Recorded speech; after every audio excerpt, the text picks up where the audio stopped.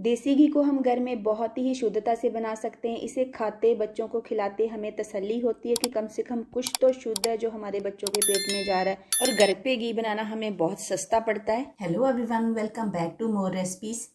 और घी को बनाने के लिए हमने दूध की क्रीम, और मैंने कितनी क्रीम ली है और इसमें से कितना घी निकलेगा और कितने रेट पे पड़ी है, बनने के बाद हमें घी किस रेट पे पड़ेगा, मैं सारा ही आपको बताऊंगी।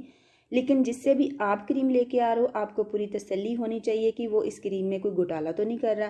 क्योंकि जिन लोगों से मैं क्रीम लाती हूँ, इनसे मुझे कम से कम 12 से 13 साल हो चुके हैं क्रीम लाते हुए, और ये 100% मुझे प्योर क्रीम देते हैं। मैं तो कभी बार इनके पास खड़ी होकर भी क्रीम निकलवा लेती हूँ दूध में से। और मुझे 12-13 साल हो चुके घर पे ही घी बनाते हुए। मैंने कभी बाजार का मैं घी नहीं लेके आती, क्योंकि बाजार के घी पे मुझे कभी तसल्ली नहीं होती। अगर कभी कभार मुझे किसी के घर में रेडीमेड घी खाना पड़े तो मुझे महसूस होता है, मुझे गिल्टी फील होता है कि इसमें कुछ ना कुछ मिक्स है। और मैं बच्चों को बिल्कुल भी रेडीमेड घी नहीं देना पसंद करती। मुझे घर में घी बनाते हुए 12-13 साल हो चुके हैं। उससे पहले मैं अपने मायके में हमारे घर में ही भैंसें और गायें रखी हुई थी। उनका दूध निकाल के हम रात को रख देते थे, और सुबह जब देखते थे आधा पौना इंच मोटी क्रीम उनके ऊपर जम जाती थी। वो 8 किलो दूध के ऊपर कम से कम 2-2.5 किलो क्रीम आ जाती थी।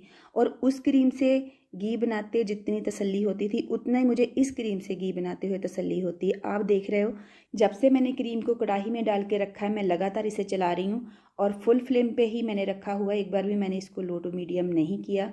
और लगातार हम इसे चलाते हुए ही बनाएंगे।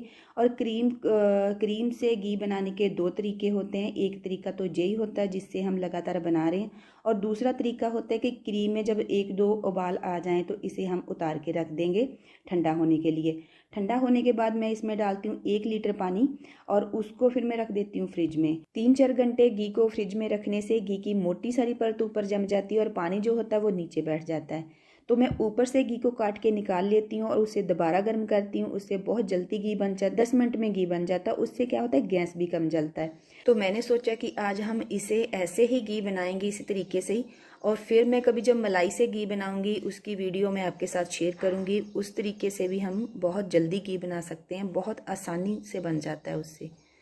लेकिन मैंने जो आपको तरीका अभी बताया, मैं उसी तरीके से ही घी बनाती हूँ। ऐसे थोड़ा गैस ज़्यादा जलती है, तो इसलिए मैं वही तरीका यूज़ करती हूँ घी बनाने के लिए।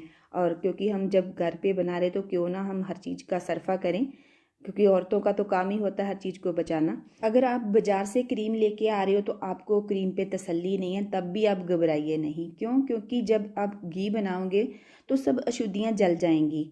जब घी बनता है, इसमें से इतनी देर है इसको कढ़ाई में मतलब कि डाल के हमें पकाना पड़ता है, तो इसमें कोई अशुद्धि कहाँ बचती है। कम से कम एक तसल्ली तो होती है कि हम घर पे बना रहे हैं। तो ये देखिए, घी हमारा ऑलरेडी रेडी हो ही चुका है। थोड़ी सी कमी रह गई है, अभी सीढ़ियाँ नहीं अच्छे से जली।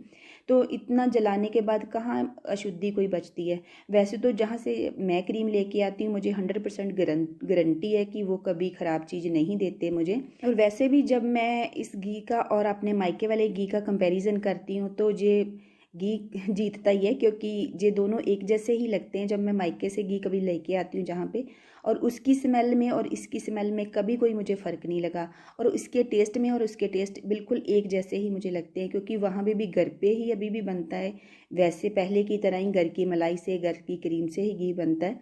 तो बिल्कुल मुझे बनाते हुए वैसा ही टेस्ट, वैसी ही स्मेल आती है। अब घी बहुत अच्छी स्मेल छोड़ रहा है, जैसे घी छोड़ते हैं वैसी ही घी की स्मेल आ रही है। और मुझे जो रेडीमेड होती है वो स्मेल उतनी अच्छी नहीं लगती। तो फ्लेम को मैं कर दूंगी ऑफ। घी हमारा बनके रेडी हो चुका है।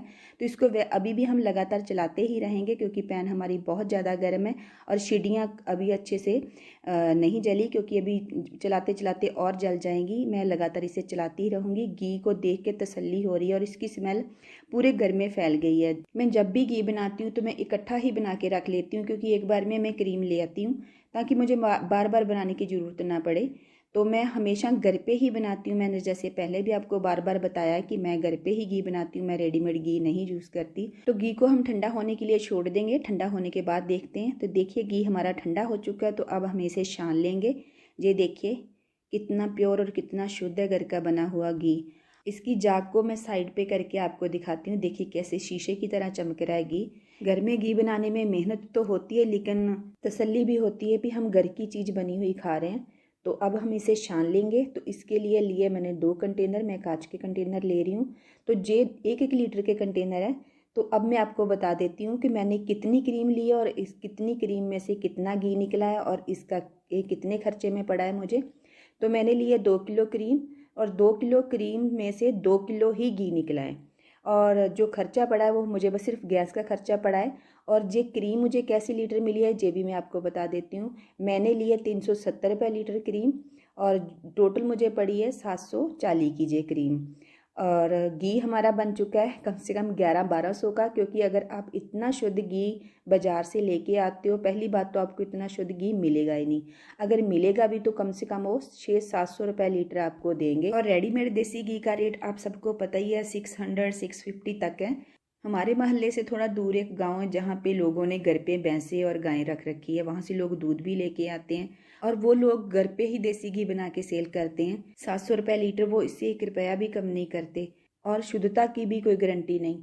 मुझे कई बार लोगों ने कहा कि आप इतनी मेहनत करके घर पे बनाते हो, आप उनसे लिया करो।